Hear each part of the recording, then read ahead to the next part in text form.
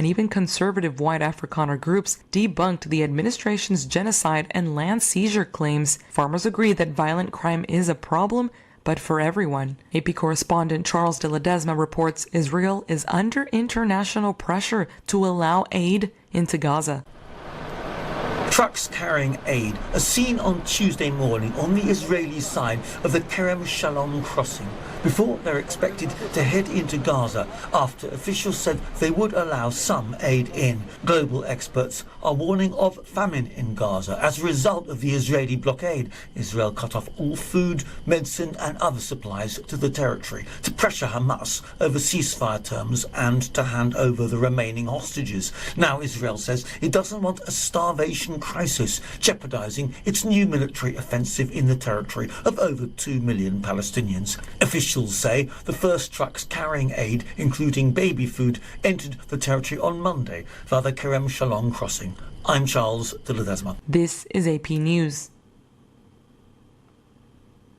AP's Lisa Dwyer reports on a foul situation. More than 12,000 chicks were left in a truck at a Delaware U.S. Postal Service distribution center for more than 3 days. Thousands of the young birds died before they were discovered and delivered to the First State Animal Center. There was 8,100 birds that were still alive. Executive Director John Pirano. These crates were wet with dead fowl, and it was a mess. While the Postal Service investigates what happened, the cost of caring for the chicks is $5 a day, which the Animal Center says they have not been reimbursed for from either Delaware's Agricultural Department or the Postal Service. Pirano says they are trying to adopt out all of the chicks. We are a no-kill shelter in the state of Delaware, and we certainly don't want these birds going out to be used for meat.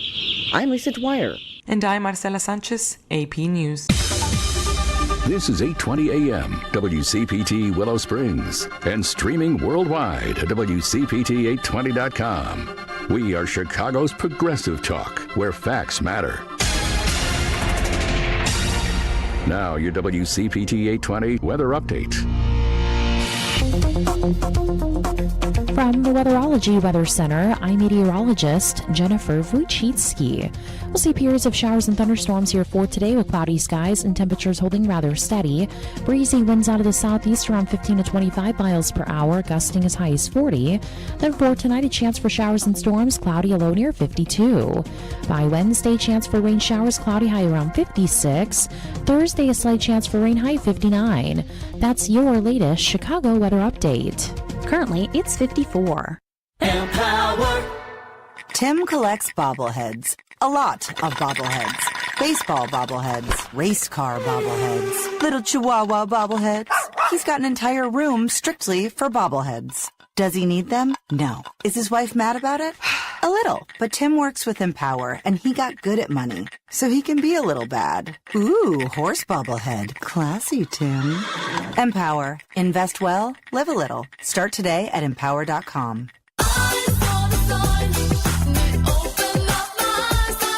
Dazzling decal on Daisy's Donuts window.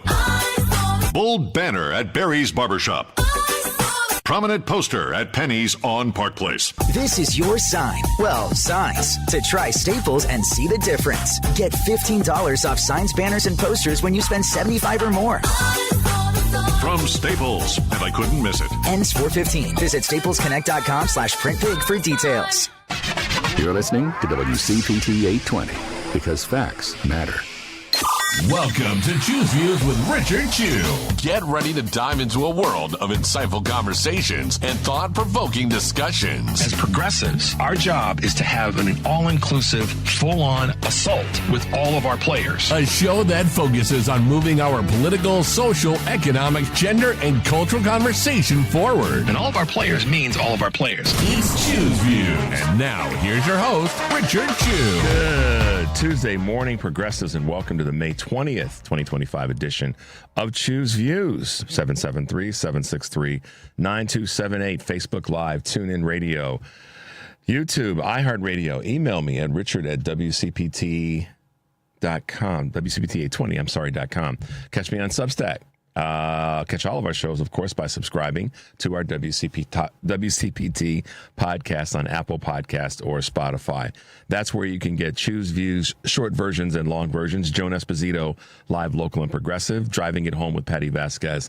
The Big Picture with Edwin Eisendrath. Our Out Chicago shows and our other wonderful shows on the weekends. And, of course, and our interviews that go along with that. So it's good stuff there. And where's our good stuff? That's over at our Heartland Signal digital platform. But check this out, progressives.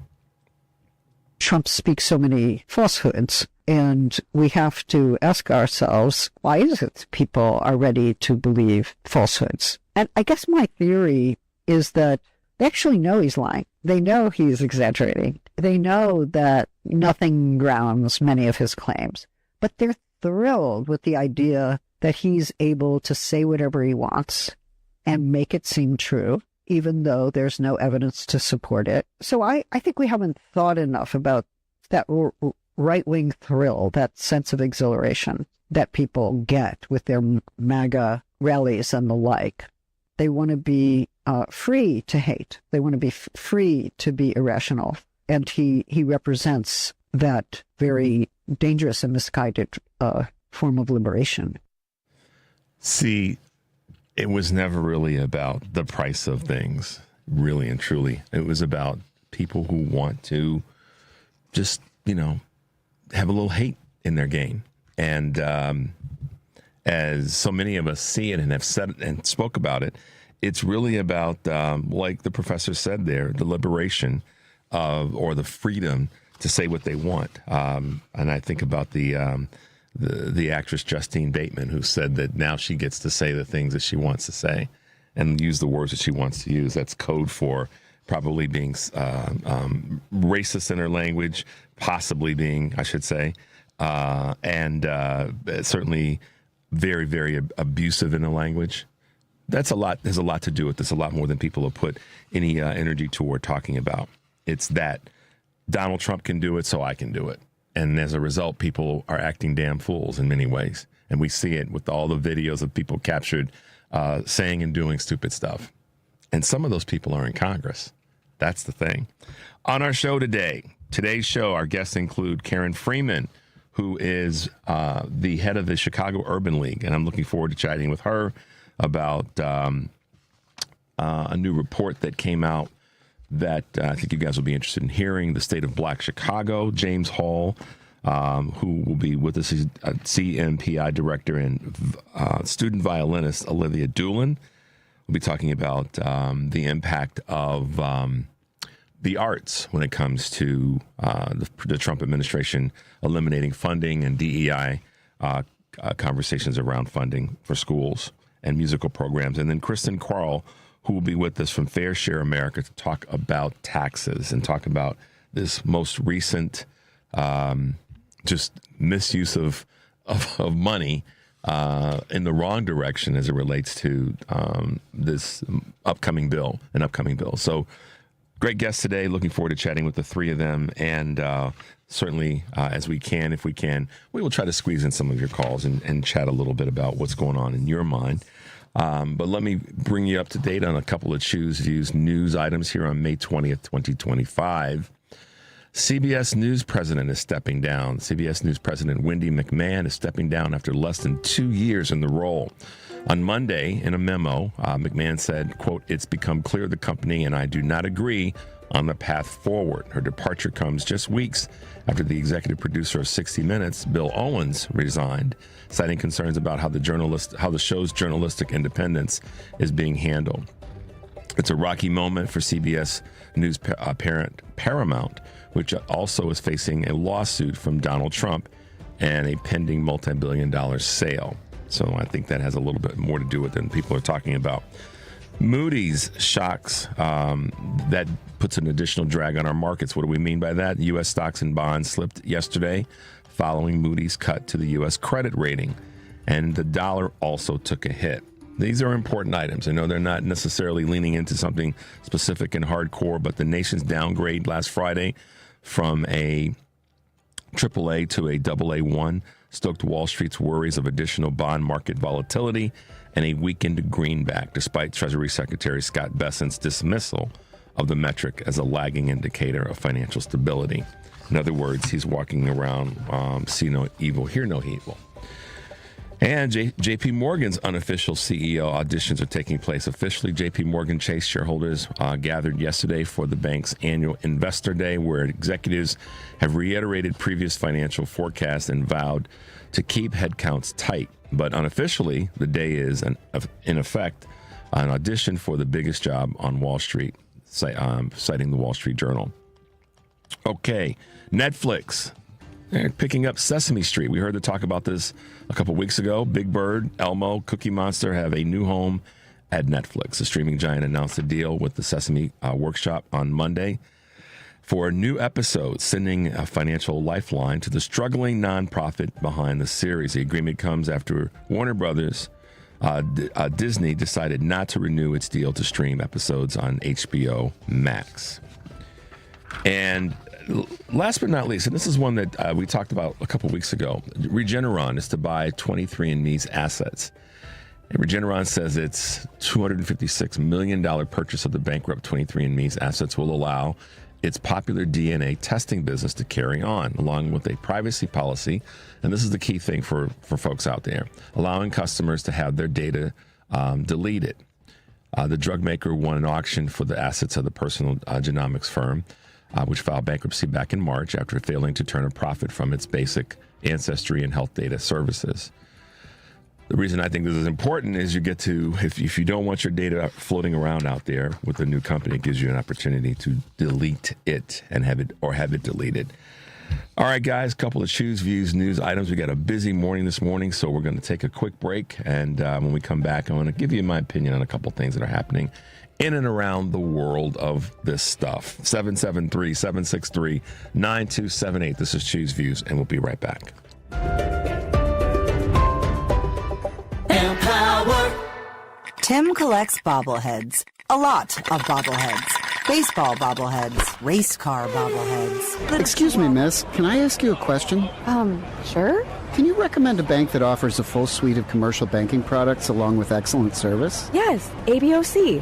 What about a bank that has been in Chicago for more than 100 years and really understands the local business climate? ABOC. But I manage a labor union.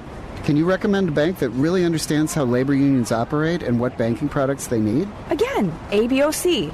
ABOC first opened its doors in downtown Chicago in 1922 and understands the local business climate better than anyone. ABOC was founded by labor unions and still has union employees and shareholders today. So they really understand how unions tick and how their needs may be different. But whether you're with a labor union or another type of business, whether you're large or small or something in between, ABOC will always make you feel like you're their most important customer. Visit ABOC.com to learn more. Wow, thank you, random person on the street. I'm going to visit ABOC.com today. Member FDIC. You're listening to WCPT 820 because facts matter. Good morning. You're waking up with Richard Chu. Good morning. Good morning. Good morning. We're live and ready to hear from you. Text or call us now at 773-763-9278. Same number. Simple as that. Let's get the conversation going on WCPT 820, Chicago's Progressive Talk. Hey, Progressives, welcome back to Choose Views, 773-763-9278. Today on Live, Local, and Progressive, Joan Esposito will be taking your calls and talking to Mike Sozan, Senior Fellow at the Center for American Progress Fund, Dr. John Murphy, Professor of Communication at the University of Illinois, and expert on the history of American public address and political rhetoric. Let's see. Live, Local, and Progressive, weekdays 2 to 5 here on WCPT, Chicago's Progressive Talk for 20 years. Tonight on Driving It Home, Patty Vasquez will be joined by Heidi Stevens, former Chicago Tribune columnist and director of external affairs for the TMW Center for Early Learning and Public Health. Dan Schaefer, creator of the Recombination Area and political editor of Civic Media in Wisconsin. That's Dan Schaefer. And Heather Staten and Layla Staten of Insufferable Witches, an indivisible group in Cedar Rapids, Iowa, of all places. Driving It Home with Patty Vasquez, weekdays 5 to 7 p.m. Central here on WCPT AM 820, Heartland Signal website, TuneIn, YouTube, and Facebook. There you go.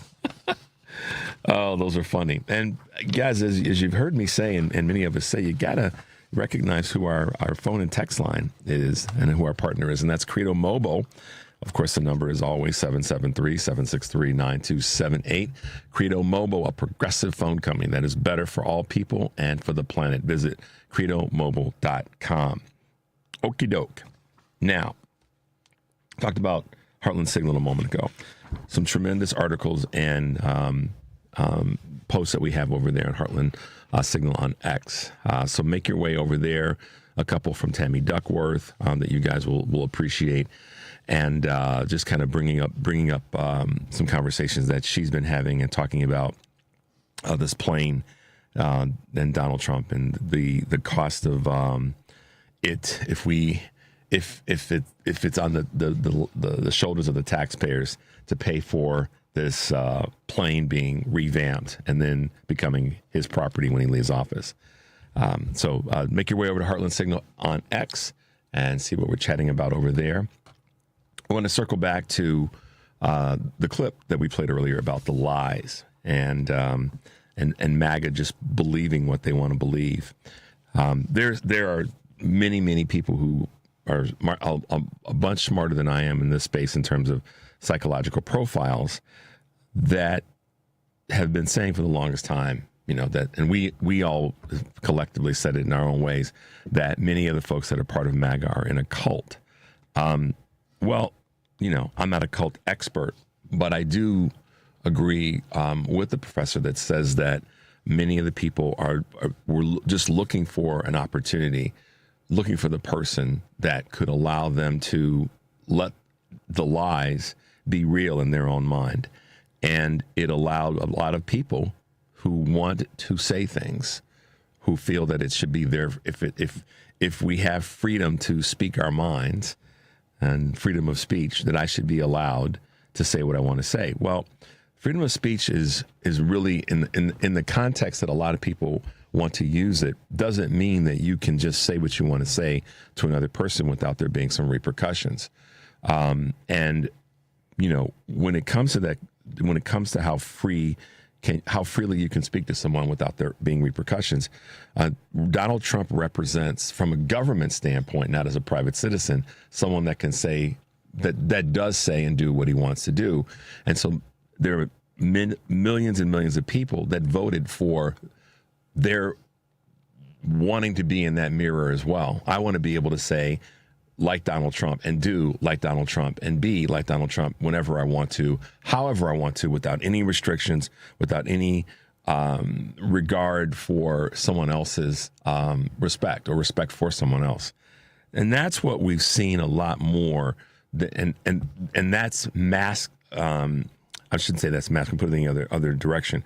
The conversation around the price of eggs and the price of groceries and the price of gas, those are all things that are real in the sense that we want them to be lower. We all want, what we spend our money on to be more cost effective. No question there.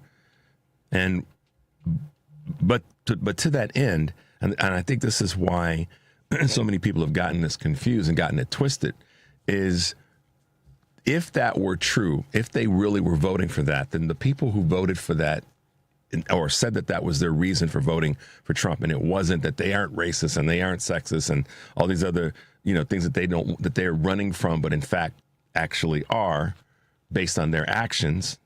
Let me qualify that. Then they should be the ones with the pitchforks at the White House right now. Because how long do you need to wait for the price of something to come down when your guy said that's what he was running on and that's what he was going to do on day one? I mean, let's be honest here. Let's break this down and be brutally honest.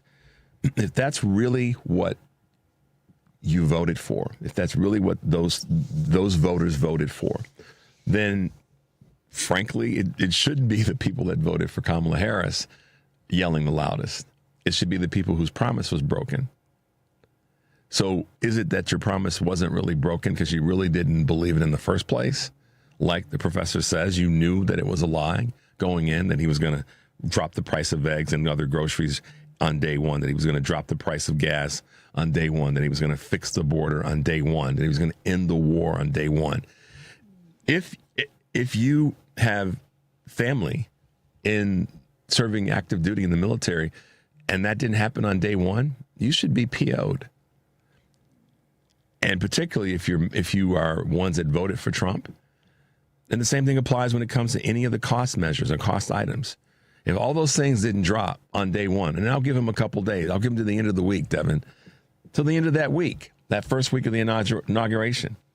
After 3 days, by that first weekend, if that didn't happen, then you should be out marching, not the people who are really the fighters for democracy. It should have been y'all, those who voted for it. You didn't get what you wanted. You didn't get what you were promised. And so if that's the case, if that's really the case, then you should be out marching and fighting. But that means it really wasn't, because there's no other psychological, either that or there is some psychosis that's going on. Maybe for those of us who want to try to play armchair psychologist and sociologist, maybe there is a cult-esque mindset that's going on, because you were promised a certain amount of things and they haven't materialized yet. They haven't manifested yet. So if that's true, if that's what you really voted for, then doggone it, where are you? But you're not. There's very few. Even though there's people that are showing up at town halls and other venues, the percentage of those in relationship to the numbers of people that said that believed by voting for this craziness that they were going to get X, haven't gotten X or Y or Z for that matter. If anything, X has been a detriment, or the runner, the leader, the whatever of X has been a detriment to your life. But I don't see you guys out picketing and fighting and protesting.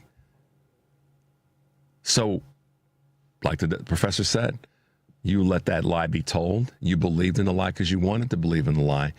Maybe, but maybe more accurately, you knew all along that this wasn't going to be reality. You bought into it because you were using that as your head fake when it comes to racism and sexism and Christian nationalism and privilege. That's why.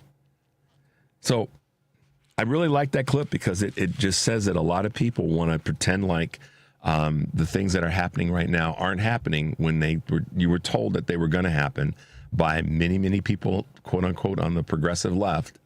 And now they are. And we're the ones that are out fighting, and we're the ones that are out protesting, and we're the ones that are doing events that are designed to hold the line. We're the ones that are taking issues to court, not you. See, we weren't promised. This is the thing that you got to understand. Those that voted for Kamala Harris weren't promised something as a group of progressive liberal Democrats. The country was promised something that would be better by electing her to office. And she told us that these things that are happening now were going to happen if Donald Trump got a second term. We believed that. And we're fighting for that. We're fighting and holding the line against what's happening as best we can right now, and using the courts and all the tools that we can to fight against it. Meanwhile, those of you who were promised something, see, we didn't get what we were promised because we didn't elect the person that we wanted to have in office, but we're still fighting for the country at large. Okay? Whereas the people on the right who voted for, who were told to vote for and led to vote for Donald Trump because he was making you promises, he got elected and now he's defaulted. He's bankrupt on the promises. That should have you highly PO'd and angry, and you should be out every single day. Not really not us. If you want to, pick sides, we shouldn't be the ones that are fighting. I mean, we are to protect democracy. But you all were promised something. You got the dude who was making the promise, and he's bankrupted those promises. He's gone back on those promises. And in fact, he's done the thing to make his life better after having told you that he was doing this for you. So where, at the end of the day, when I go back to this clip and I think about the mental side of this, the lies that you allow yourself to believe, I want to know where you guys are, because you were made the promises. You were told that your lives are going to be better by electing this dude, and he was going to do these things, and we can laundry list them all. And none of them have actually materialized. Yeah, the administration is snatching some people off the street, but is that fixing immigration? No, it's not. And we have a clip that we probably won't get to this today, and maybe we will get to it tomorrow on this very topic. I don't want to. We got a tight morning, so I don't want to push over on our guest.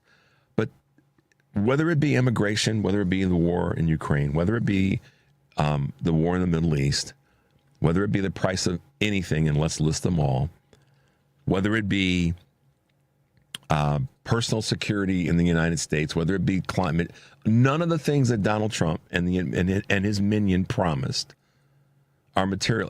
Even Doge, this sort of promise to handle waste, fraud, and abuse, nothing's materialized. So it says a couple of things. And to that end, for the things that I say that haven't happened, the exact opposite has happened. The price of things have gone up.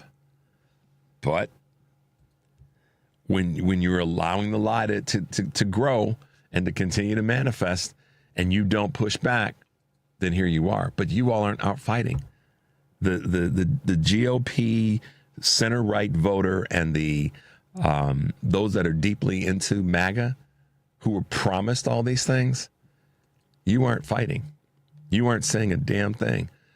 The people who are actually who are getting the indirect, behind the closed doors promises are the uber wealthy and the billionaires, and that higher percentage of income earners who are, got their heads up the respective backsides of the GOP. That's who won. That's who's getting all the largesse. Not even the regular everyday MAGA voter is getting any benefit from this, because in many cases, you, rightfully so, are the recipient of certain benefits on a federal and a state level that have been cut.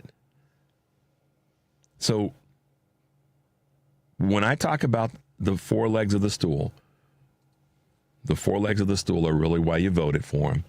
And now you're getting what you voted for, which is the guy who was going to give all that privilege and all that resources to the people that it's closest to him, not to those who are in Appalachia or in Southern Illinois or in rural Texas or in, other parts of the country where that need is needed the most. That's the truth. That's the hard truth that the folks that are believing the lie, as the professor said, but wanted to have the liberation to speak their mind and say what they want to say about brown people or people that are part of the LGBTQ community or other communities that don't look like them, the others. That's exactly where you are right now. And who's going to save the day? It's not going to be Donald Trump. It's going to be people that voted for Kamala Harris. It's going to be that crowd of people that are going to step up and make things happen. So there you go. Just wanted to kind of let you guys know it's not about the truth. It's about the lies of MAGA and the lies of their leader. We're going to take a quick break. The number is 773-763-9278. And yes, that is our Credo Mobile text line. Give us a call. We're going to take a break. When we come back, we'll be talking with Karen Freeman-Wilson of the Chicago Urban League. This is your WCPT Progressive Calendar. Tuesday, May 27th at 6:30 p.m., Congressman Brad Schneider, Democrat representing the 10th Congressional District, will be hosting a town hall in Northbrook to answer questions from constituents and update attendees on his actions in Washington. A location address will be emailed to you after registration. To register, visit schneider.house.gov and click the Events tab. Wednesday, June 11th at 6 p.m., Bookends and Beginnings Bookstore presents Molly Jong-Fast in conversation with Peter Sagal to celebrate the release of Jong-Fast's new book, How to Lose Your Mother, a daughter's memoir about her feminist icon mother, Erica Jong. The event takes place at Nichols Concert Hall in Evanston. Visit Bookends and Beginnings to get your tickets. If you'd like to list your event or sponsor WCPT's Progressive Calendar, send an email to calendar@wcpt820.com. You're listening to WCPT 820. Here's the latest Chicago weather update.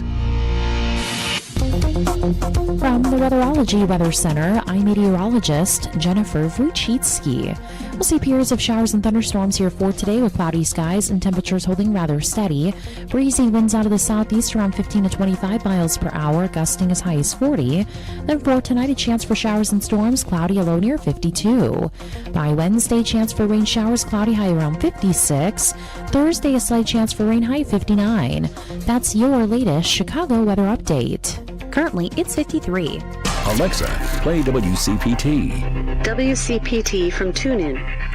It's Choose View with Richard Chew on WCPT 820, where facts matter. Hey, Progressives, welcome back to Choose Views. 773-763-9270 is our Credo mobile phone and text line. So make sure to give us a call and check out their website.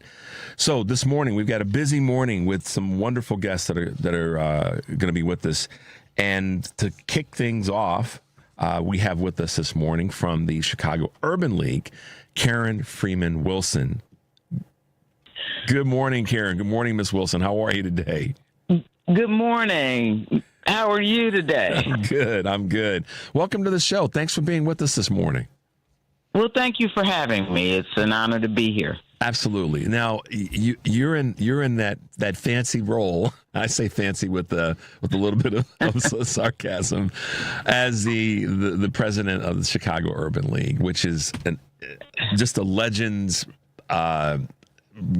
organization. I mean, I rarely am lost for words, but it's not even a thing of lost for words, but just to define the Chicago Urban League and what the Chicago Urban League has represented and meant to so many people throughout this city, throughout this region, and to have you with us this morning is quite an honor. But tell us a little bit about your phenomenal background and because there's a part of your background that I want to talk about as it relates to the subject that we're going to discuss today, and that's the state of Black Chicago and the report about building wealth and really kind of getting some light on this conversation. But for people who don't know, what does the Chicago Urban League really represent? What's the mission of the Chicago Urban League?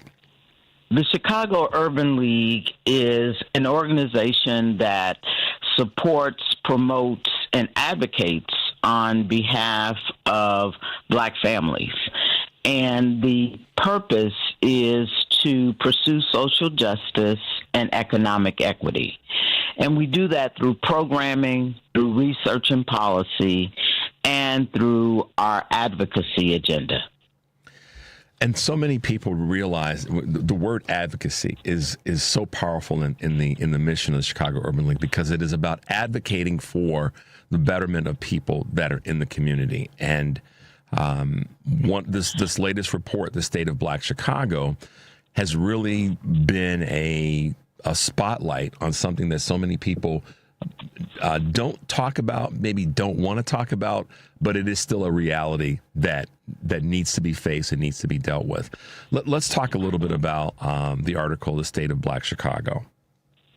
Sure. We have published the State of Black Chicago for almost 4 decades now.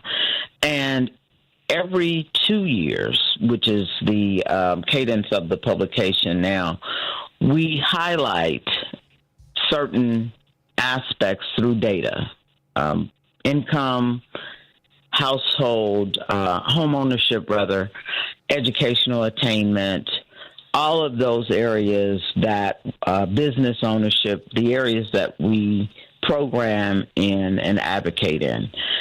And in 2023, we published the State of Black Chicago, and it was a deep dive into the data. And we did it not only in an citywide or Chicagoland-wide way. We looked at 27 of the 77 neighborhoods and learned that if we focused our work, our in programming, our efforts together in those areas, we would see a significant difference. And so this year, we decided to really look at solutions, those solutions that were working, and we suggested those types of things that could work. So we looked at collective workforce initiatives. We looked at collective housing initiatives like the housing partnership that is going on through the Chicago Community Trust. We looked at the small business ecosphere that currently exists on behalf of small businesses, and particularly small Black businesses. And we also looked at educational opportunity, because we believe that if you look at a median wealth quotient of 0 in the Black community, which is what was determined through the Color of Wealth Chicago study, then we have to really focus collectively and really in a decided manner on improving that data. It seems as though that a lot of times people don't want to talk about the whys of a current problem, and it can be a number of different things. But if we take this on, is how have we gotten to such a disparity? Because part of the report talks about the average net worth of a Black family by compared to the average net worth of a white family, and that number is staggering for some, and for others it's like, well, I guess that's kind of where we are. And my question always comes back to, so if that is where we are, how did we get here? How did we get to a point where there's such a huge disparity between these two predominant communities in the city of Chicago? And I know this is a conversation that's a national conversation too, but absolutely, slavery matters. Discrimination, intentional discrimination matters. De facto discrimination matters. What is what's de facto discrimination for those who? So what I mean by that is sometimes you intend to discriminate. Sometimes it is unintentional, but it has the same impact, meaning that if there is just a history of choosing workers or employees from the same pool, and that pool is not diverse, then you will get an impact that says, or that means that Blacks don't have the opportunity for certain jobs. And if you don't have the opportunity for certain jobs, then it limits your ability to support your family in a way that would allow you to grow wealth, allow you to invest in home ownership, in businesses, and education for your children. And so it perpetuates a lower wealth quotient for Black families. And so the numbers don't lie. I think that a lot of times, I was just talking earlier on the show about people believing in certain lies and having, being conditioned to believe in certain things that are not necessarily true or data-based. But the data backs up the fact that there are certain steps that communities take to get to a certain level of wealth or a certain level of sustainability. And I go back to ask this question, and this is what I was saying earlier about, your background. You're Harvard College and law school educated. But the reason that I wanted to sort of highlight that is, in the greater conversation around education right now, we've got a federal administration that's on a bullet train to take away some of the guardrails when it comes to a basic tool that allows every community to progress in the society, and that's education, whether it be college, graduate school, law school, medical school, or simply just the funding to make sure that high schools are in proper stead. So that is also, I see it as one of the core benchmarks for a growing society, is to be a better educated society. Is that fair to say? That is absolutely fair to say. And I'll take that one step further and say that I don't make any secret about the fact that I was able to go to Harvard College because of affirmative action. There was a decision by Harvard to say we are going to seek kids from backgrounds, from public school backgrounds, kids who were good students, kids who had great test scores, but who would not generally have access because they did not go to Exeter, because they did not go to Andover, some of the, or the lab school for that matter, University of Chicago Lab School. And once I got in the door, there was nothing different. Yeah, I had to compete just like everyone else, and I got into Harvard Law School because I did well at Harvard College. That is the story of access to education, but because of that access, I have been blessed to do some important things that allowed me to help the community and be a contributor to the community. And that's and I appreciate you taking that one step further. It was because of your performance in at one level that got you to the next level, but had it not been for those doors that were closed, if not locked, being just a little bit pried open, that skill set, all that talent may have gone in who knows which direction. And unfortunately, that's a conversation that, as we talk about this in the context of DEI, we talk about this in the context of what's right for who's going to be employed.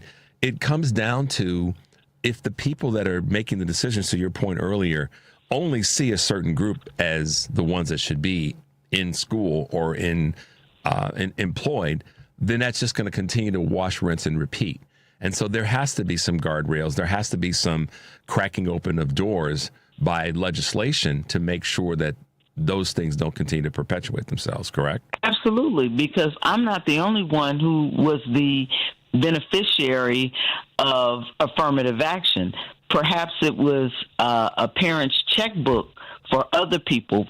Perhaps it was knowing someone in the admissions office or on the board of trustees for others. Perhaps it was just being able to, they were exemplary athlete in row, a sport that I did not have at my school in rowing. And so there are other forms of affirmative action that people don't acknowledge, but it still helps others to take advantage of education, employment, or even access to capital. A lot of times legacy doesn't get discussed, and the legacy is, in some people's mind, is a fancy word for a different type of affirmative action, and programs that are considered part of the legacy of schools, is also part of that conversation. Kieran, let me ask you this. Well, you were going to say something. I'm sorry. No, I wasn't. Let me ask you this. In your work, and we talk about this in terms of a path forward, I'm always looking at solutions and where do we go forward. And you said this earlier. In the 27 areas that you looked at in the city of Chicago as it relates to the state of Black Chicago, what is it that, or what would be the top areas that are different in those 27 areas by comparison to the other areas that might be performing better in terms of the community? The schools are underfunded. In the state of Illinois, there is a quotient that should lead to equitable funding in education based on the need of the community. That is not fully funded yet. That makes a difference in the education that young people receive. In those neighborhoods, we see the condition of housing and the availability for investment in that housing. That is not equitable. In those neighborhoods, you see a disinvestment in the commercial corridors. And if my commercial corridors are not invested in, then I don't have access to fresh food. I don't have access to local employment.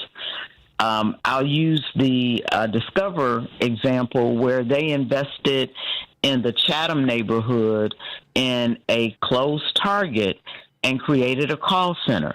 They were able to find eager workers within a mile radius of that building, and it is a success story of what happens when people invest in areas and create employment opportunities. The Blue Cross Blue Shield building is the same, not far away. So many times, and thank you for that, and this is why I'm excited about having you back on in the future, because you just talked about something that doesn't get talked about enough, I believe, globally when it comes to disparity in black communities to I'll say non-black, but more specifically white communities. You mentioned we always people talk about food deserts. Okay, and that's a big deal. It's a major concern. But we also we have economic deserts. We have business opportunity deserts. And I think of some of the communities that I remember growing up and being a part of, and how the businesses along, just as an example, 87th Street in Chicago, from King Drive far east, there were tons of businesses on each side of the street. And those businesses... 87. That's absolutely right. 87th Street, 95th Street, 69th Street. All of those were not only commercial corridors that were vibrant, but they were sources of employment, sources of tax dollars in a community where if you have tax dollars in a community, then you see investment in the community and you see growth. You don't see blight in a community. And, I don't think there's been enough research done on the impact of blight, the psychological impact of blight, and how that factors into a person's being more likely to be engaged in criminal activity. Yeah, this is one of the things that, and we're speaking with Karen Freeman-Wilson, who is the president of the Chicago Urban League this morning. And that's going back to what you said about if folks have things to do, they're not. I use this phrase a lot, and I don't mean it disrespectfully. If folks have things to do, particularly our young folks, specifically young folks in the black community, have things to do, they're not going to be out, robbing and snatching purses and getting into other areas that many people say are bad, and they are, but oftentimes they're tools of survival. Not to excuse the bad behavior. Don't get that wrong, anybody that's listening, but it becomes an issue of survival, and folks will turn to. And a good example is to look back during the Depression. People turned to crime to survive. That's absolutely right. Not to justify it, but it is a reality of us as human beings. As a tool of survival, having opportunity, having things to do, having the ability to take advantage of work opportunities and educational opportunities that may precede that, allows people to stay on the straight and narrow, right? You're absolutely right. Nobody grows up and, when they're in the first grade says, when I grow up, I want to be a drive-by shooter. People that have opportunities take advantage of them, and do what folks in all communities do. They seek to improve themselves, improve their families. But if you don't have those opportunities, then your choices are limited, and you need to survive the same way. I'm not saying it's okay. I'm not saying it's right.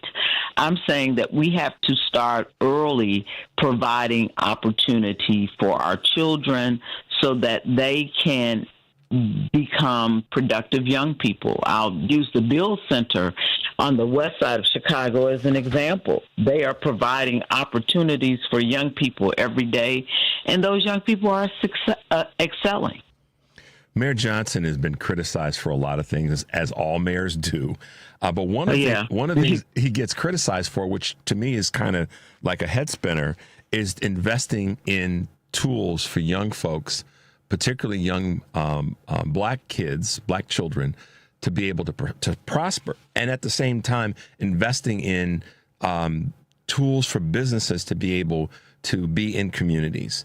And it's criticized for that. But in my mind, that's kind of an insane criticism, because at the same time, you have many people who are opposing the mayor that are saying, well, you're not doing this, you're not doing that. But at the same time, the effect of the things that he is doing in the younger community, or for younger folks in our communities, is working. It's not working fast enough. We get that. But to be criticized for that, to me, is a little off the rails. And I don't care if it's coming from some of the folks in the media, or if it's coming from people that are just politically in opposition to him. Any political leader, any leader like yourself, is not a political leader, but political adjacent, that's trying to improve the lives of people from an economic and socioeconomic standpoint. You deserve your flowers and your recognition for trying to do those things. And so, I mean, I'm probably like a lot of people, but a lot of people may not speak their mind in the space. We do have to do more. We do have to bring more tools to the communities that need them the most, not the communities that need them the least. Absolutely. First, the mayor has a thankless job. I know that from experience. And the other thing that I will say is that he is absolutely right that we have to invest in our youth. Our young people and the crime element that people often talk about and that we're all concerned about didn't happen overnight. And so the only answer cannot be locking people up, getting them off the street, because there are varying reasons as to why people are engaged in crime. If you don't look at that, if you don't provide alternatives, if you don't invest in our young people, then you're not going to arrest your way out of the problem. You can hire police until you are blue in the face. You are simply not going to be able to arrest your way out of a lack of investment problem. And the mayor has been clear about that, and even Chief Snelling understands that. It's a matter of simply making those investments, providing those opportunities, and being actively engaged in constitutional policing. And that's a concern that's not just here in the city of Chicago. I know that as the president of the Chicago Urban League, you also know, Ms. Wilson, from your experience, that this is a U.S. global concern. U.S. in the sense that there is not a community in the country that has survived by not investing in its youth, by not investing in its community and investing in its people. And on a scale, this is the thing that this is where I think a lot of people have missed this over the last 3 to 4 decades. If we look at how our country has shifted in terms of, we talk about manufacturing, and I'm gonna drag you into this because I know you have some observations as a former mayor yourself. Sure. That if we don't invest in our communities at large, yes, we are specifically talking about investing in and improving narrowing the gaps between the black and white communities. But as a society, if we don't invest in our communities at large, and that means our rural communities as well as our urban communities, we can't continue going down this path. And it's proving itself by the disenfranchisement that people in rural communities are feeling with where we were once to where we are today. What's your observation on that? You have to make investments in communities across the board. Now, you can't invest in the same proportion, but you have to invest in those communities. And when you don't invest, whether it is a rural community or whether it is the urban neighborhoods, the urban core like Chicago, in our neighborhoods that need it the most, like Inglewood, like Greater Grand Crossing, like the West Side, Austin, and North Lawndale, then you will see the impact of that disinvestment in so many ways, even beyond crime. You'll see economic deterioration. You'll see the housing stock deteriorate. And you'll see people leave those neighborhoods. And if people leave, there are some folks who don't have a choice. And when they stay, their choices are limited. And that is where the cycle of poverty comes from very often. Yep, absolutely it does. Wow, Ms. Wilson, it's great to have you with us this morning. And this is a topic that we have to talk more about, and we will talk more about by having you back again in the future. What's keeping you moving forward in the conversation that we're having, but what's keeping you moving forward and gets you up and says, okay, I'm ready for another fight today? You know, every day I encounter a young person who has been engaged with the Urban League or another organization. Sunday, I had an opportunity to speak at Friendship Baptist Church in Austin, and a young man who was playing the drums in the church, he was about maybe 30, in his early 30s, said the manhood program at the Urban League changed his life. And he called out one of our counselors, and I had the opportunity to talk to that counselor yesterday. It was a workforce program. That is what keeps me going forward, because I know even on those days that I don't encounter people, that the programming is making a difference, that our research and advocacy for our community is making a difference. And it's not just the Urban League. There's so many other organizations, Austin Coming Together, the North Lawndale Employment Network, the Grow Greater Inglewood. There are organizations throughout the city, UCAN, and in other places that are making a difference.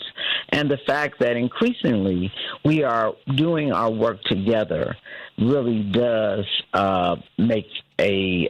give me hope and gives me energy in getting up every day. That's great. That's so great to hear. And shout outs to the other organizations. How can folks find Karen Freeman-Wilson? They can find Karen Freeman-Wilson by finding the Chicago Urban League at chiul.org, and or they can come to our office at 4510 South Michigan. We're in the office every day because we understand the importance of being there, and certainly they can always call me at 312-259-1779. Fantastic. Well, Karen, thanks for being with us this morning. I appreciate you taking the time out of your busy schedule, and more importantly, I appreciate the work that you're doing as a president of the Chicago Urban League. We appreciate all that you do. We will have you back because we got more to talk about. So thank you again for being with us. All right. Thank you so much. It's an honor to be on the Richard Chu Show. Thank you so much. We appreciate that. We'll talk soon, okay? And have a good weekend. Right. I know with Memorial Day coming up, you're going to be super busy, but try to get yourself some rest as well. For sure. Thank you. Thanks. Bye now. All right. Bye-bye. All right, guys, we're going to take it right to a break. The number is 773-763-9278. This is Choose Views, and we'll be right back. Did you know you can get your prescriptions for less at your local pharmacy? You can with GoodRx. It's the free app that can save you money on your medications. Just search for your prescription, choose the pharmacy and the price that works best for you, and then show your GoodRx coupon to your pharmacist at the drop-off counter. GoodRx works at over 70,000 pharmacies, including Walmart, Rite Aid, and Walgreens, and it works whether you have insurance or not. It's easy to save. Next time you drop off your prescription, check GoodRx. To start saving today, go to goodrx.com. GoodRx is not insurance. Imagine having all the money you need for retirement, all the income, every month, guaranteed. That's Secure Future Investor. Secure Future utilizes an indexed annuity tied to growth in the U.S. stock market, but without any risk of loss ever. That's right. No matter what happens in the market, your investment can never decline. Down years, you're insured against any losses. Boom years, your retirement account grows exponentially to increase your worth. Whether the market is up or down, Secure Future Investor can set you up with guaranteed money for life income. It's the difference between thinking you have enough money to retire and knowing you're getting that retirement check every single month for the rest of your life, no matter how long you live. Over 40 years old? Call now. 888-509-2228. 888-509-2228. Sponsored by GP Agency, Inc., Raleigh, North Carolina. Licensed in all states. Performance may vary. Consult with your financial professional before making an investment decision. Stop feeling embarrassed about thinning hair and start looking and feeling your best with Hair Grow by New Nordic. Available online at Amazon, Walmart.com, and NewNordicUSA.com, or at your local CVS. AP News, I'm Marcela Sanchez. Israeli strikes pounded Gaza overnight and into Tuesday, killing at least 60 people, Palestinian health officials said. Israel launched another major offensive in the territory in recent days and says it aims to return dozens of hostages held by Hamas and to destroy the militant group. After a 2.5-month blockade, Israel allowed a limited amount of aid into the territory. After President Trump's phone calls with the leaders of Russia and Ukraine, he announced both sides would immediately begin ceasefire negotiations, although it was unclear when or where the talks would take place or who would attend. Ukraine has offered a comprehensive 30-day ceasefire that Moscow has rejected by imposing far-reaching conditions. With reporters, Latvian Defense Minister Andris Spruds calls for major sanctions on Russian oil. The next package of sanctions must be hit increasingly in the core of the financial resources of Russia. So, of course, we know that gas and oil, but especially oil, is absolutely one of the main resource and source also of revenue. So that's why everything which undermines Russia's ability to obtain income, revenues from oil, generally from its raw materials, must be preceded. The Supreme Court is allowing the Trump administration to strip legal protections from Venezuelans in the U.S., leaving 350,000 individuals exposed to deportation. The order puts on hold a ruling from a federal judge that kept temporary protected status in place for Venezuelans. TPS allows people already in the U.S. to live and work legally because their native countries are deemed unsafe. Trump is also headed to Capitol Hill to seal the deal on his big, beautiful bill. He'll be trying to unify divided House Republicans on the multi-trillion-dollar package that's at risk of collapsing ahead of votes this week. The bill includes sweeping tax breaks and cuts to Medicaid, food stamps, and green energy programs. This is AP News.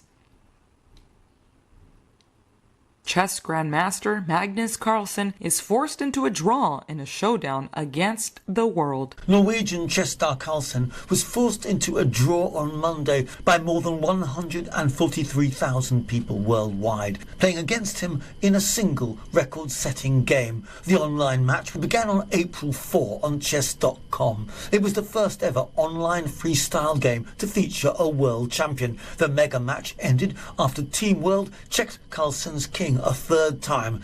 It was a stunning outcome after the website had predicted Carlsen would win by a wide margin. In the chat, players appeared split on whether to force the draw or to keep playing against him. I'm Charles de Ledesma. NFL owners this week will also be discussing whether players are allowed to participate in flag football when the sport makes its Olympic debut in 2028. I'm Marcela Sanchez, AP News.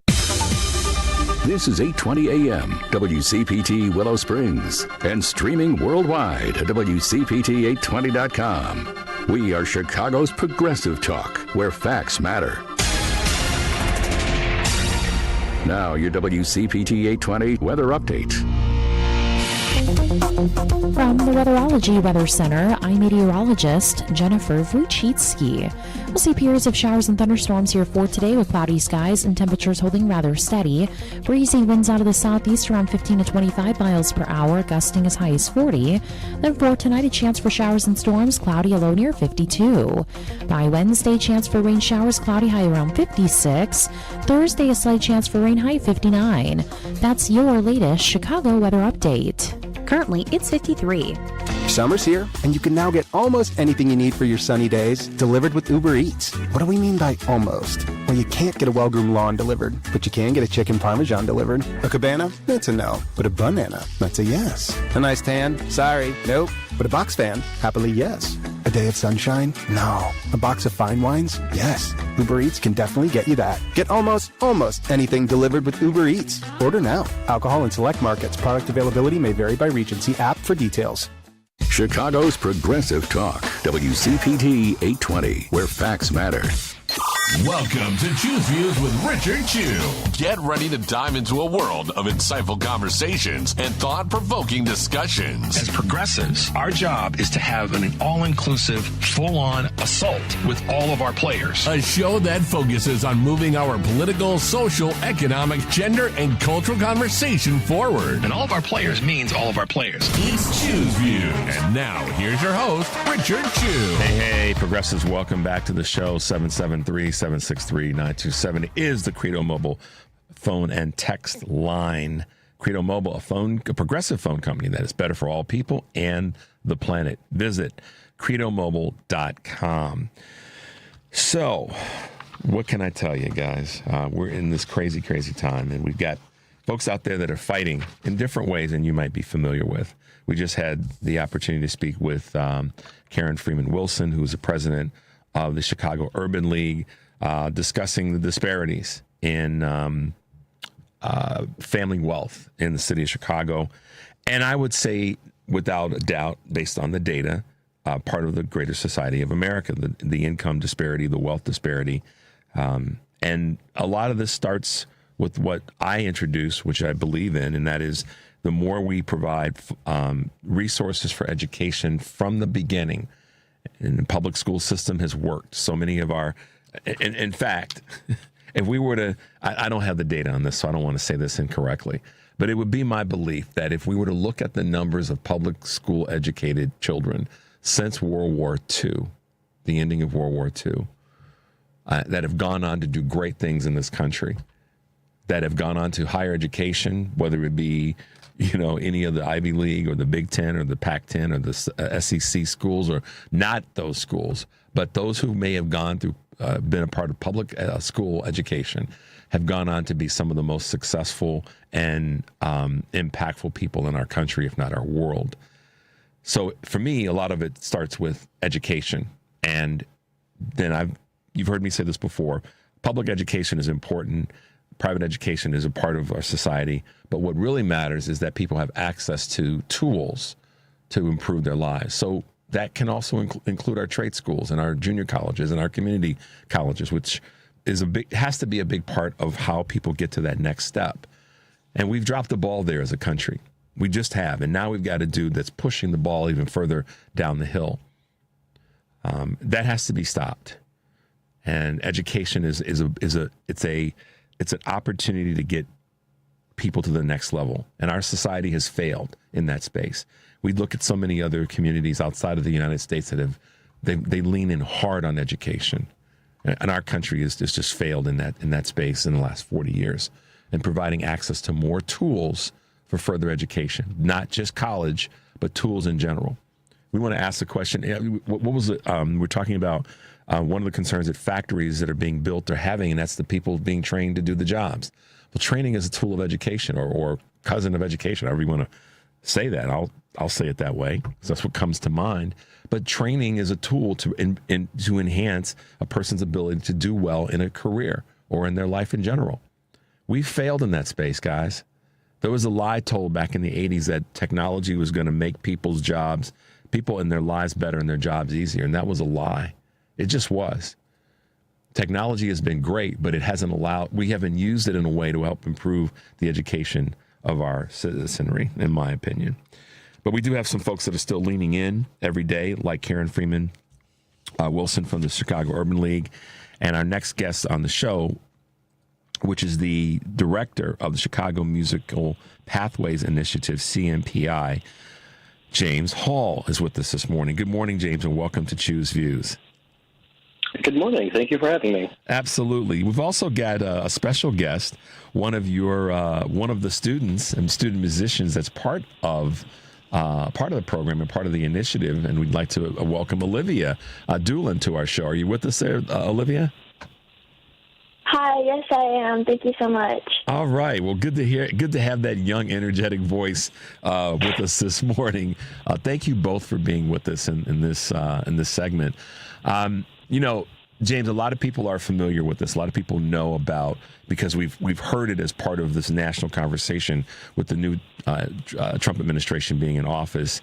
And one of the things that has been such a drag on where we are when it comes to educating and providing programs that are going to allow us to improve our society is the fact that the Trump administration is really leaning into canceling so many programs of support, whether they be DEI programs or training programs in general, mentorship programs, where the federal government is involved. And you've been pushing back and fighting against that, both hands, both feet, kicking and screaming to make sure that your Chicago Musical Pathways Initiative is still moving forward. Tell us a little bit about the program. Tell us a little bit about the mentorship work that you've got going on, and then we'll talk a little bit to Olivia.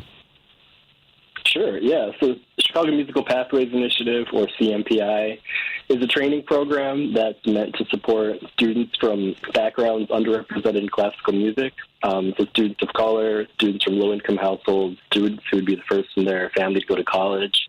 And we take students like those and give them all the support they need to successfully get into top colleges and universities as music performance majors, so that eventually they'll be able to take their place within the field of classical music and make the field as a whole more reflective of the diversity of the country that we live in.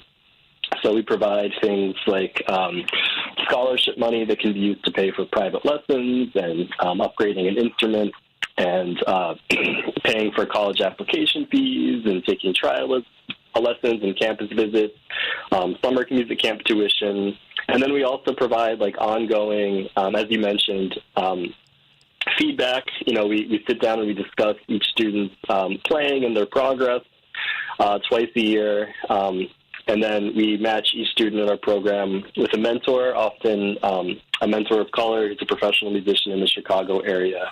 It's just an additional resource to help make sure that we're equipping not just the students in our program, but their parents with all the knowledge that they need to be successful in this field.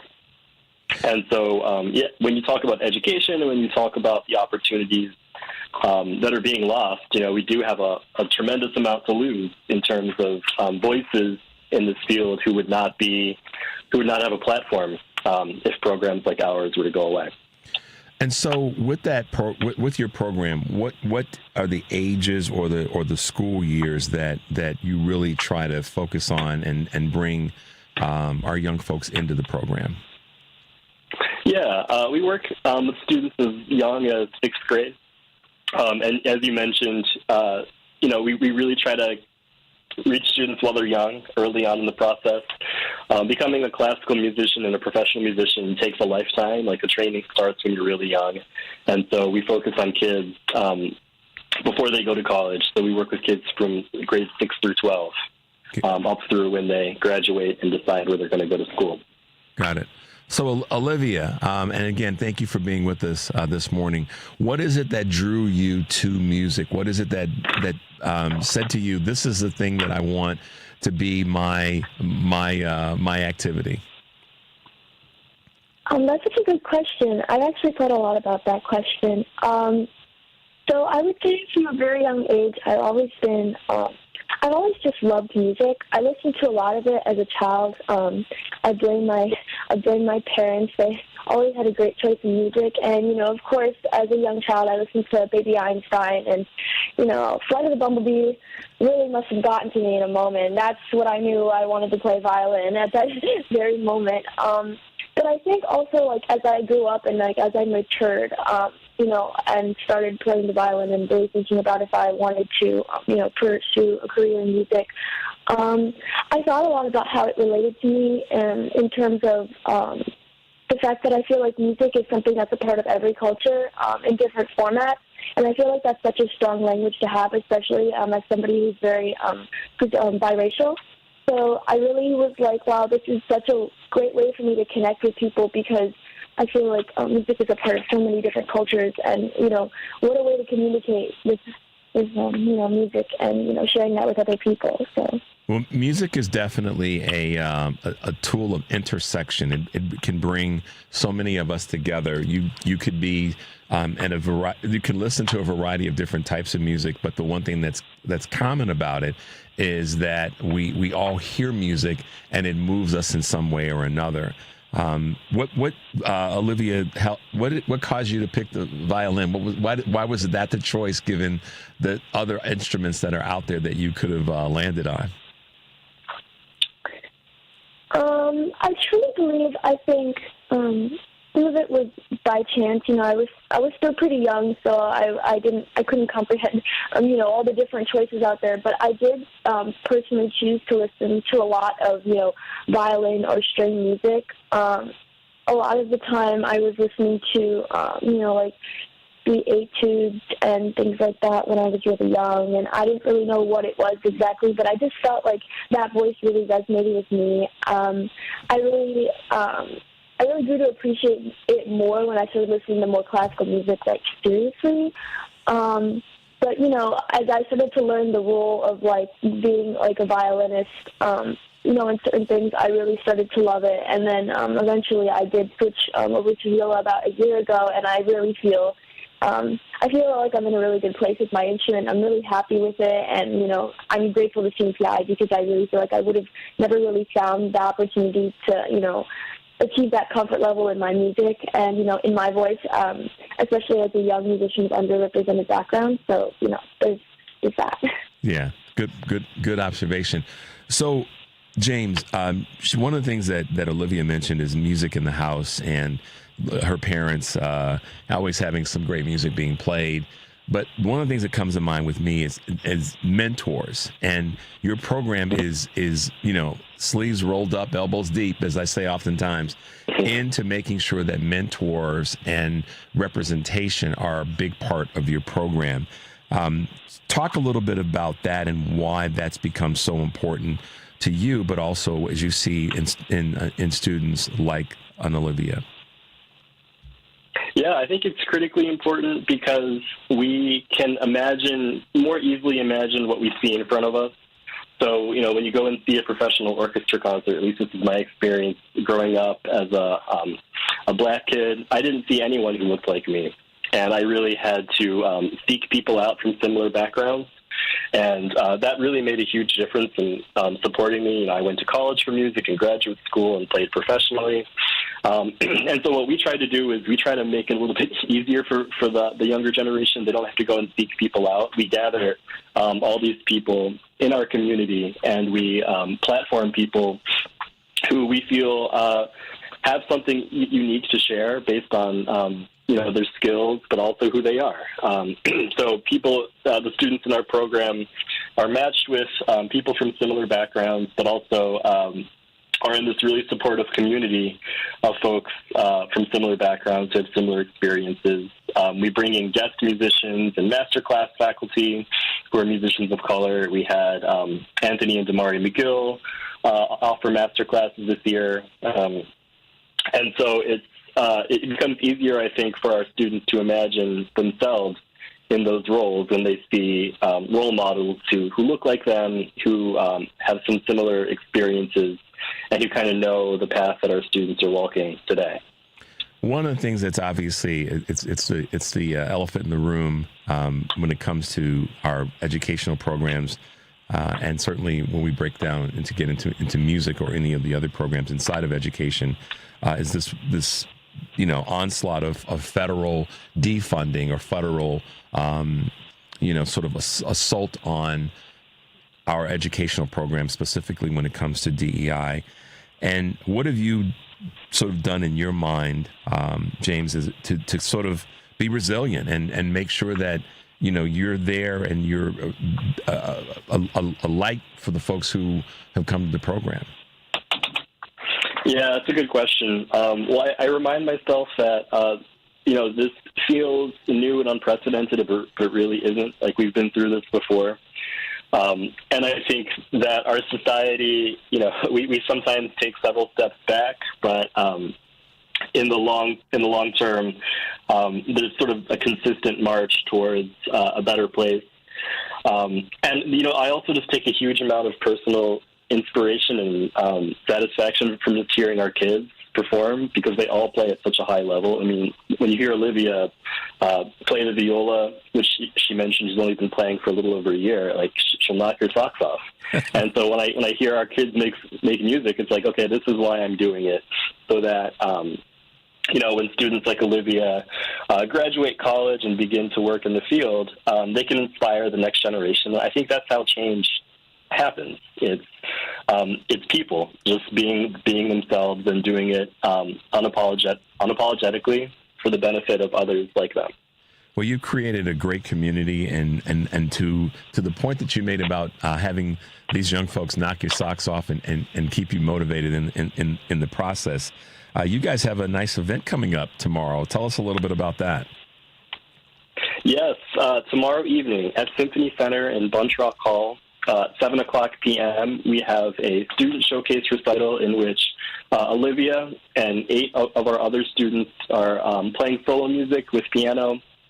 It's going to be an amazing evening, and it's just an opportunity for you all, your listeners, to come and hear what it's all about. I think one of the complaints that people have about equity work and DEI, or whatever you want to call it, is this idea that we're taking things away from people and giving it to other people. But the truth is that our kids work really, really, really hard for the opportunities that they're given. And when you hear them perform, there's no question that they're all so deserving of having great, rich careers in music. So come out to Symphony Center tomorrow at 7 o'clock p.m. and hear Olivia and our other students perform live and in person. Olivia, are you excited, or how are you feeling about tomorrow night's performance? I'm really excited. I would say last year around this time, I did a performance for CMPI, a solo performance, and I was really nervous about it because at that point there were some more new fellows in CMPI, and CMPI I feel like truly represents a strong community, which I feel like is such a hard thing to find in an organization. But, like last year, it really provided me the opportunity to get to know so many of these young fellows who, were from underrepresented backgrounds and who I could relate to and, talk to. And after that, I actually ended up going to camp with most of these students and fellows, and I had such a great time. And then, even a little bit later, I set up a chamber with 2 of the fellows as well, and then we've been doing some really hard work as a chamber, and here we are now a year later, and I feel like how far have we come as a community, and how far have I come as a person and a player, and I'm so grateful, to be able to really showcase that from, then to now, and just how impactful an organization like CMPI can be. So I'm really excited for Wednesday. Well, I know you're prepared. I know you've been working hard. I know you got yourself ready to really knock our socks off. And Olivia, you are an inspiration. While you were just describing all that, I had nothing but a big smile on my face, and I'm sure listeners of ours across the country had the same big smiles on their face. So we're so proud of you and excited for what you're doing and what you're going to continue to do. James, we want to thank you for the work and the leadership and the mentorship that you provided. And as the phrase goes, brother, keep on keeping on, because we will be here as one of your sort of distant cousins of support, and would love to have you back in the future. Olivia, keep up the hard work, young lady. You were doing fantastic stuff, and you yourself are a young mentor, so we appreciate what you're doing to be a leader at this young age. Thank you both for being with us this morning. It's a pleasure and an honor to have the talent and the energy that you guys bring to this conversation. Thank you so much, Richard. Thanks for being with us, guys. Thank you so much. You're welcome, Olivia. Have a great show tomorrow. And I'm not going to make any promises, but if I can stay awake, I'm going to try to make my way over there and at least stick my head in the door for a bit. So thanks, guys, for being with us. Have a great day today. You too. Thank you. Thank you. All right. Bye-bye now. Bye. Wow, guys. What an inspiration. I mean, her young voice was full of energy and excitement about the work that she's doing, but also the meaning, what it means to be in that role as a young musician, but certainly a young musician of color. Let's take a quick break, Devin, and get ready for our next guest. Like I said, busy day. 773-763-9278. This is Choose Views, and we'll be right back. Hi, my dad founded Chicago Community Acupuncture. My dad did too. That's because we're sisters. Yeah, but it's true. You know, acupuncture has helped billions of people, but some people are still afraid of it. Why? They're afraid it'll hurt, or that it won't do anything to help them. That's silly. We get acupuncture all the time, and it's like less than a mosquito bite. And everyone knows that acupuncture can help a bunch of different problems. Not everyone knows that. Someone should tell them. I think you just did. So if you'd like to experience top-quality acupuncture at half the price of other places, come visit us at Chicago Community Acupuncture at Milwaukee, Devine, and Nagel. Call 773-853-0920, 773-853-0920, or our website, Chi-Com Acu. Chicomacu. CHICOMACU.com. Or CHICOMACU.com. Chicomacu. Either way, we'd love to help you. Start feeling better today.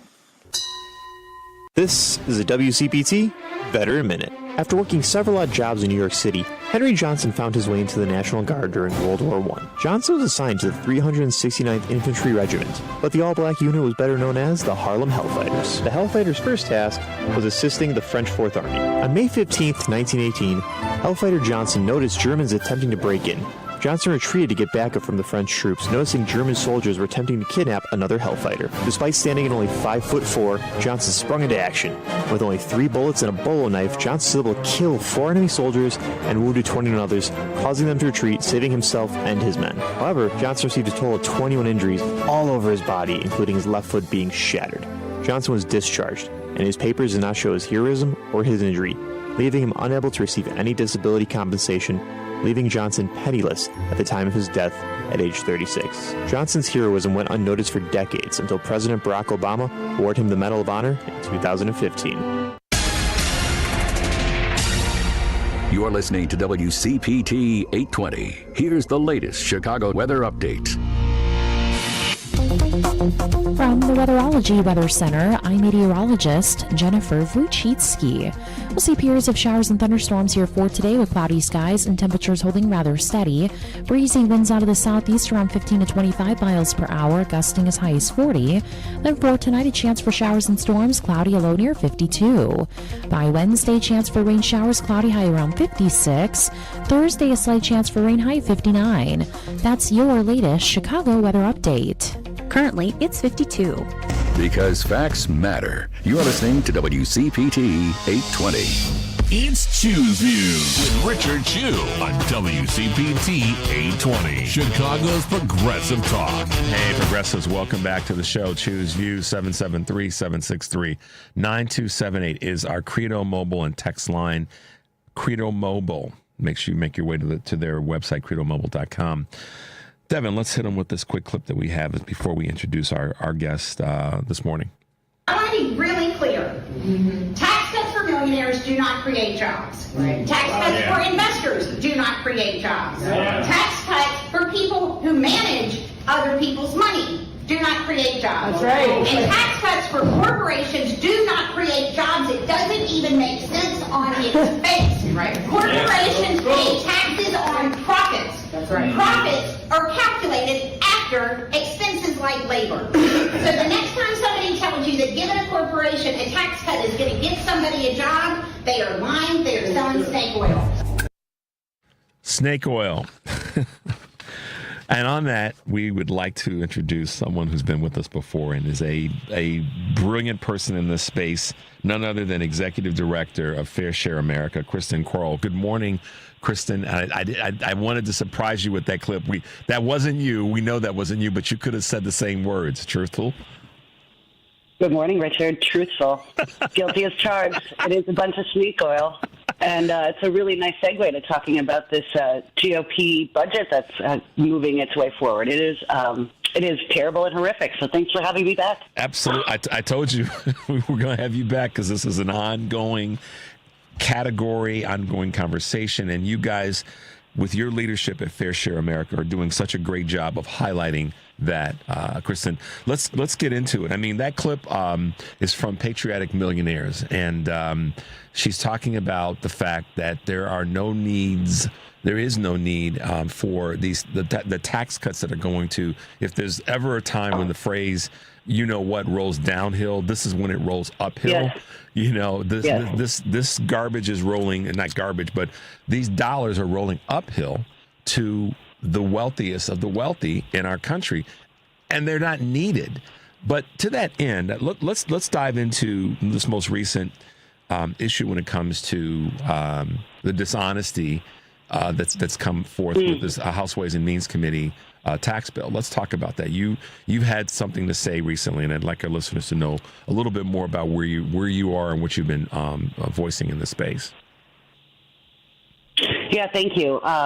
Well, I was here last week, and again, it's these weeks that are playing out just reinforce and demonstrate how the Republican Party, working behind closed doors without input from their constituents and their voters, they have crafted one of the most horrific, evil, harmful bills and are trying to sell it to the American public with lie after lie after lie. So now that we know what has happened at the committee level, each committee in Congress was handed the framework and blueprint of which then they go back and they start actually making their cuts real. So now we know what is in this bill. We know who will be harmed. And then we also know how much money the rich stand to gain. As you said, it is going to roll uphill. They are going to make tax cuts to programs, Medicaid, SNAP, food, nutrition, in order to give rich people more money that, you're right, they simply do not need. And that's exactly what's at stake. And Fair Share America and our partners are doing the work of making sure we are translating this lies. And I could use lots of words that are inappropriate for your audience and on the radio, but it's a bunch of lies that they are trying to sell and ram through. And this fight is different because the American public, one, understand what's happening behind closed doors. Fair Share and our hundreds of allies across the country have really gotten to work to say, okay, let's get the truth to the American public, and then let's give them ways to organize into this fight. So at the end of the day, regardless of what happens, no one can say that we did not register massive opposition to this bill. And that's what's going on. Well, and this is the thing that I think is so, one of the things, I shouldn't say the thing that's so critically important, is to what you just said about awareness. Earlier in the show, Kristen, I led off the show talking about, or having a clip from a professor that talked about the lies and the belief system in what Trump ran on, the lies that have been revealed, and how the people that are actually fighting, and this is, and I got into the weeds a little bit, but I'm sure you can appreciate this. The people that are fighting right now, the Christians of the world and all the rest, are people that we weren't promised anything that would be different than someone's that's let's say a red voter.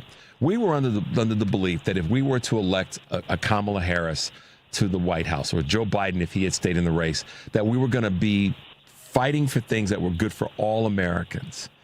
And so our letdown was in the fact that we didn't get that. By contrast, the folks on the right who voted for or said that, believed the lie, or fooled themselves, or didn't want to say that they were actually being biased or racist or sexist or whatever, they voted for a guy that led them, or at least they believed the lie, that these things weren't going to happen, or that they were going to do different things to make their lives better. So I asked the question earlier, Kristen, why aren't they the ones with the pitchforks in front of the White House screaming and yelling because prices have gone up, not down? The wars in Ukraine and the Middle East haven't gone away. Immigration has not been solved in day one, and the list goes on. But when it comes to these tax bills, I mean, the misleading claims that everybody would see a reduction in their taxes. Not only has it not manifested, it's not going to manifest. And when you take the benefits away that many of that demographic needs, that's what is just astonishing to me in some ways. But in my right mind, I know that this is what people, they say they voted for, but in actuality, they were lying to themselves. And here we are again, fighting another bill that is going to cause harm to that same group of people. No, that's right. And I would say my experience on the ground. Oh, can you still hear me? Mm-hmm. Yes, we can hear you. Good. I thought I cut out for a moment. Nope, you're here. My experience on the ground, in the town halls all across the country, there are Republican voters that are showing up to say exactly that. We voted for this because we were promised a better economic life. Trump said he was going to reduce costs. We were going to get, lower taxes. He did not tell us all of this. And so while it might not appear from Washington, D.C. or the national level that that there are Republicans among us, from the ground, this is very populist. There are Republicans who are coming to terms with they were lied to, and they are going to be massively harmed as well. And there's recent polling to underscore this point. When you look at Medicaid and SNAP, healthcare and food nutrition, which will be cut drastically in this budget, make no mistake. 70% of voters oppose this. But when you dig a little deeper, over 50% of folks that voted for Donald Trump just a mere few months ago oppose this. So this is not, and it's hard to underscore just how important this is. It's gone from 50 this is not a... I'm sorry, Carson, go ahead. I'm sorry. Yeah. Oh, I was just going to say, this is not on the ground a Democrat versus Republican fight against this budget bill. This is all of us that understand the stakes, and Republicans among us are saying we are opposed. Yes, 50% of people that voted for Donald Trump a mere few months ago oppose these cuts for the health care and food nutrition benefits. And how is that number trending? Are you seeing anything that's saying that it's going to continue to go up? Or what are you getting on the ground in that area? I think the more we talk to people, the more the movement's growing. I mean, certainly over the last 3 months. I mean, we started really doing deep organizing right around inauguration. And then there were months where, we had the framework of the bill. Now we have the real hard facts. The last week revealed exactly where the cuts were going to take place, how many people were going to, lose health care. We now know. It's not hyperbole. I'm not a, chicken with her head cut off screaming millions of Americans are going to lose health care. 13.7 million people, human beings, are going to lose health care with this current budget bill. Another 3 million Americans will lose food assistance. So the more that they reveal exactly what they're doing, the harder we are communicating on the ground to make sure, that's our job. We can't control how the GOP is going to vote, but we need to make sure that the American public really understands so that we take accountability for educating ourselves, organizing, bringing 5 more people. So, we've seen the trajectory of momentum on the ground continue to pick up. And as we head into today is National Day of Action. It is a call-in day all across the country. We are expecting tens of thousands of people to call in to their members of Congress to say absolutely not, let the record show, I am opposed to this, and force them to make a choice. Are they going to side with the billionaires calling the shots behind closed doors in Washington, D.C., or are they going to do the right thing and stand with their constituents? And that's what the next 48 hours is about, Richard. And to that end, the states are really the ones that are going to absorb a lot of this burden, already have. Yes. What are some of the on the ground, and I should say, what are some of the states that you have either visited or that you have colleagues in saying in terms of who is being or which states are being most impacted at this short 22 days? Yeah, I mean, we're doing work in 33 states. I've been to at least 6 states in the last month. I'm going to be back on the road probably most of Memorial Day recess. What we're able to provide is the exact number of constituents in each congressional district. So we're looking at, our sort of strategy, if you will, is to look at, well, what are Republicans saying? What are members of Congress saying publicly? And there are a number of Republican members of Congress that do not, at least publicly, they say they do not want to cut health care and nutrition. And then you go to their district and you recognize that, in some of these districts, which are just like 180,000 people in one congressional district, are going to lose health care. So that is the strategy, is to map where is there some weakness perhaps, or I don't want to, open-minded seems too generous to say to some of these folks because they're just following whatever the leadership is telling them, but we're trying to make it really hard. You have a base of people in your hometown, in your community. They will know you hurt them. And we want you to have to look us in the eye and then go back to Washington and say, okay, again, we're chasing 3 votes in the House of Representatives. They do not have margins. We know that there are a lot of folks that are unhappy, Republicans that are unhappy, some for the wrong reasons. Some want more cuts. Right. But there are some that are saying, ooh, we didn't really sign up for these giant cuts to health care and food nutrition. We shouldn't do that. Or, excuse me. Or we're seeing real backlash from constituents that is causing people to pause. We have delayed the process. And again, that is all we can do day by day, hour to hour. But the pressure is mounting. People are aware, and it is across the political spectrum. And that's why I continue every day to wake up and have hope. Like, this is not a done deal. It is not over. And there is the calls, and again, today's it's a National Day of Action. We're asking everyone to call. Even if you've already called, call again, because it does matter. Should they be calling? And I can give the number. Yeah, I was just going to say, because you said that twice now. I don't want to lose that. No, should they be calling their congressional district elected official, or is there a central number that you're going to give out to people to call? We've set up I'm going to give the number, and then also you can just call the member's office. But we do have a national number. The number is 877-853-4144. And if you call in, they will connect you to your right member of Congress. We know that the staff members of member of Congress in Washington, they track this. So if you think, well, I've called and nothing, it doesn't, they don't say they're with me, or I don't think I'm getting through. They're doing this. They do count how many people are calling in from the district. And this is having, it's having an effect on how hard it will be for them to cross their constituents and side with the billionaire class.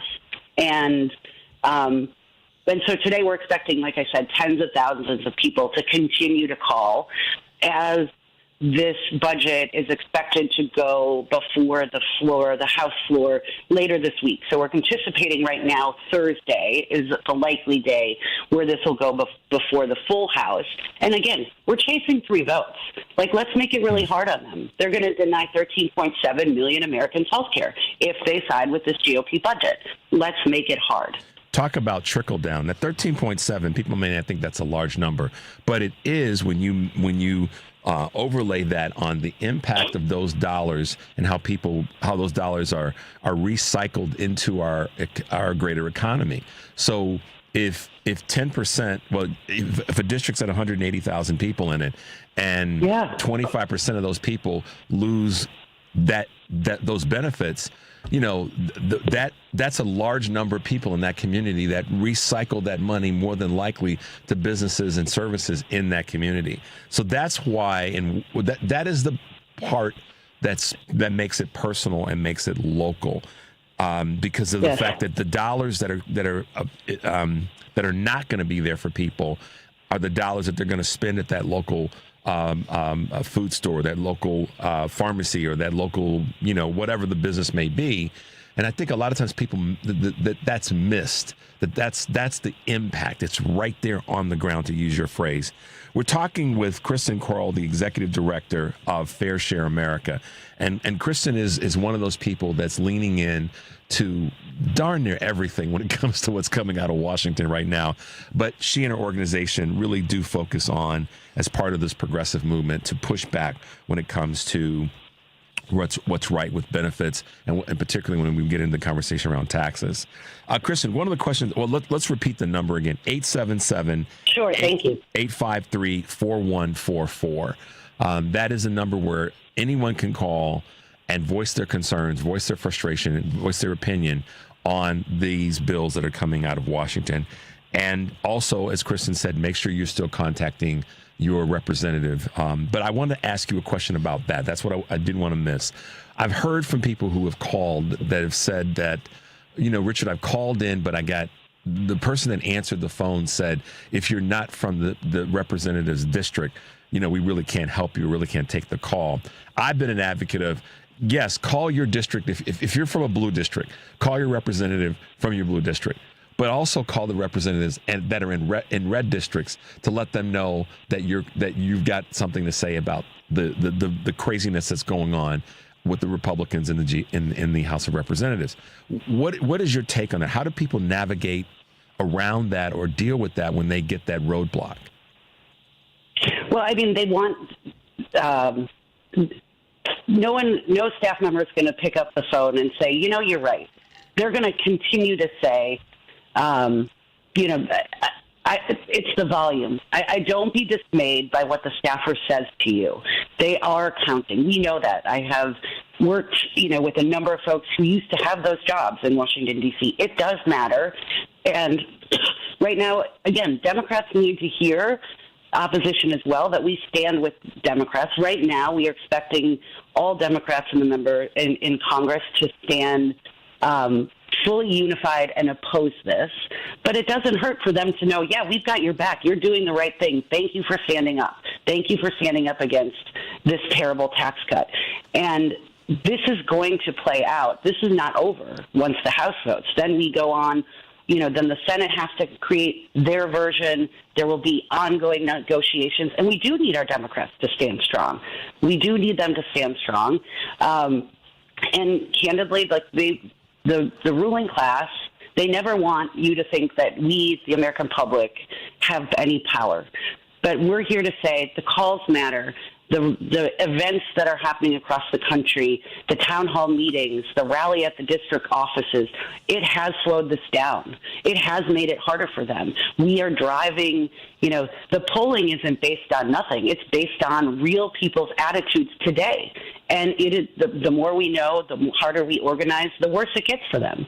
And, if you look at where Donald Trump's favorables are right now, not good.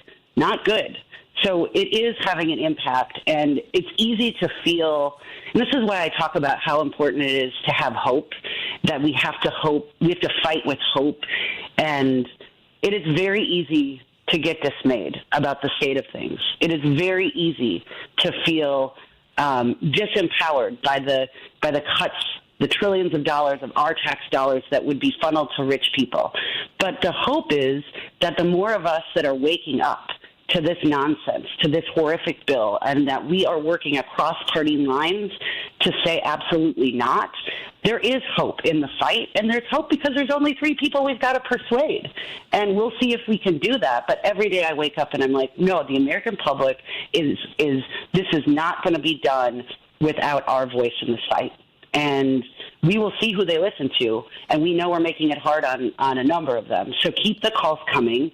Again, it's 877-853-4144, and it does matter. I'm telling you it matters. Even if it feels like on the other end it doesn't, they are counting the sheer numbers of calls coming into their offices. One of the things, and thanks for repeating the number again, and I'll do my best to repost it today. One of the things that I think is happened for a lot of people, and I've talked about this on my show a number of times, is to your point about it is effective. They feel like it's not. Some people feel like it's not. I've heard from a numbers of people in different venues that have said, yeah, Richard, but I don't feel like it's really doing anything. Well, I will say to you guys that are listening anywhere in the country, Kristen will tell you that it is having an impact. And it's having an impact in many ways. The impact or the effort that's being put forth, and Kristen, you can attest to this, as you said earlier, in many venues is coming from those who are on the right that didn't vote for this. In the back of my mind, I say they kind of did vote for it, because how could they be so ill-equipped to not have known that this was going to happen? But that's a little bit of my sarcasm and a little bit of my not willing to take all of that as it on its face value. But now that it's here and people are pushing back and people are fighting, that seems to be the growing number of people that are dissatisfied does seem to be coming from those whose promises were not kept.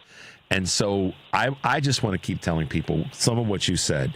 Don't stay in your silo. Don't feel like that your work, your call, your emails, your letters, whatever it is not working or having some impact. Because right now, it's probably going to be incremental. But if you put enough incrementals together, then you've got a movement. Is that a fair thing to say? Yes, absolutely. And I think the other thing that I would the advice that I would give is there is not an election in front of us right now. This is not a time to point fingers at who you voted for or who your neighbors voted for. This is a time for us to lead with compassion. And I know that's sometimes hard to swallow for voters who made choices that are harming other constituencies, but we have to operate from a place of, if people have the facts, if they know what this bill does, regardless of party, common sense is too obvious. People will be harmed and the rich will continue to get richer. People don't want that. The American public does not want that. And so I would just also encourage all of us that in order to build a movement around a shared economic agenda, a shared set of values that say we're not giving any more of our money to these billionaires, it does require us to talk to our neighbors and friends who might not agree with every one of our positions on other issues. But on this one, we do. So we have an enormous power base that we are starting with. If you think about 70% is enormous. If you think polling numbers, that's wonderful to start from a place of that much support. And it does require us, I think, if we really care about stopping the bill and getting out of the cycle of where we're just going to play politics against each other, this is a moment to talk to folks who might not have voted the way we did and bring them into this and make space for them, because we will collectively be stronger if we can hold this movement together. And that's my other hope, that we are building something that is more durable than the electoral cycle where we spend billions of dollars running ads against each other. We're not in that fight right now. We're in the fight where we have to get something done for our communities, and we could do it together, which is, to me, it's something worth fighting for every day. Holding the line is where we are right. I like what you said about we're not in a quote unquote a national election season. There are signs using Omaha, Nebraska as a most recent example that comes to mind, where that was an election that even one of our strategists that we have on talked about should not have gone in that direction, but it did, and that's in Omaha. So we know that there's dissatisfaction. We have to take this lever, if you will, and maximize the energy that it can bring. I'm going back to something that you said a couple times, and as we wrap up, Kristen, and thanks again for being with us. Who do you think are the three GOP members of the House that would be the ones? And Representative Lauren Underwood here in Illinois has said that there are some representatives that are, quote, vulnerable, if you will, many probably more than we realize. But who do you think are going to be the three or the potential 5 or 6 or 7 if you were to draw? And I know that's a tough question. Maybe I have the list right in front of you. There are at least a dozen House seats that, when you look at the margins in November, won by a handful of votes. So it's really all over the country. There's members in, of course, New York and California are the two states that get talked about the most by the press. But you mentioned Omaha. There's members of Congress right now in Nebraska, in Iowa, Wisconsin, Michigan, Pennsylvania. I mean, there's a lot. It's a target-rich environment for folks that should be with their constituents in the Republican Party. And so, we're casting a wide net. The reason we're saying call everyone is because there are a number of folks who should be really thinking about what their constituents want and not just towing the party line. And what the other piece of it, can I share one more fact about this bill, what we've learned now in terms of who benefits? The cuts and the harm are so atrocious. The other piece of this is that this bill overwhelmingly benefits the rich people, and that is undeniable. If you are a household that is earning over $1 million, you're looking at getting a tax cut of roughly $90,000 a year. That's just for a millionaire. If you go even higher up the income, it's like $360,000 in a tax break. $360,000 in a tax break. If you are a lower income household, you're looking at an average cut of just $90, and $90 while they take away your health care and your food assistance. So that $90 is gone in a week if you have to replace your family's groceries. It's a double dip of harm. So make no mistake, these are lies built upon lies. The rich are taking our tax dollars. They are enriching themselves. This budget doesn't save the taxpayers' money. In fact, it adds more than $3 trillion to the deficit. So don't believe the lies of the things that they say to try to persuade us that, they're going to save the government money, or, it's a tax cut for everyone. It's not. It is rich people making more money off of us while they take away the things our families need, and they throw us some crumbs and they say, look, see, we gave you that $90 tax cut. $90 doesn't do anything. The cost of food and gas and everything is skyrocketing. They're going to deny 13.7 million Americans health care for $90. Are you kidding me? This is horrific. It is atrocious, and we all stand to get in this fight. We all need to call. And these are the same people that said that the tax breaks are going to be, let us run the government. That's right. And so that lie, and that's the thing we have to do, is keep continuing to call it out as a lie. Kristen Crowell, Executive Director of Fair Share America. The reason I love having you back on the show is because of your passion, your energy, and the leadership that you're showing, with not only with the organization, but the on-the-ground work that you're doing. Wrap up, last thing, how can folks find you? How can folks get involved with Fair Share America? Two things today, if you're listening. One, I'm going to give the number again. It is a National Day of Action. We need everyone to light up the phones in Congress. The number is 877-853-4144, and tell them that you absolutely oppose this budget bill that's coming before the House floor. And then the second thing, if you want to get on our mailing list, we provide updates several times a week of what is going on behind closed doors. And our website is www.fairshareusa.org.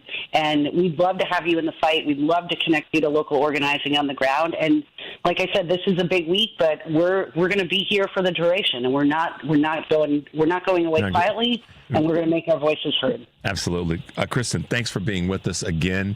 Have a safe week, and I know that you're going to be busy, but we'll have you back again in a couple of weeks, okay? Thanks so much, Richard. All right, really have a great appreciate day. You. My pleasure. Okay, Talk to you thanks. soon. All right, bye-bye. Okay. Man, I'm not even going to say anything other than what a great effort that she's putting out there, guys. Call that number. I will read it one more time before we wrap up the show today. It's 877-853-4144 for National Day of Action. Get involved. Man, thanks for being with us today again, guys. Take a deep breath and make your life count. We'll be back tomorrow.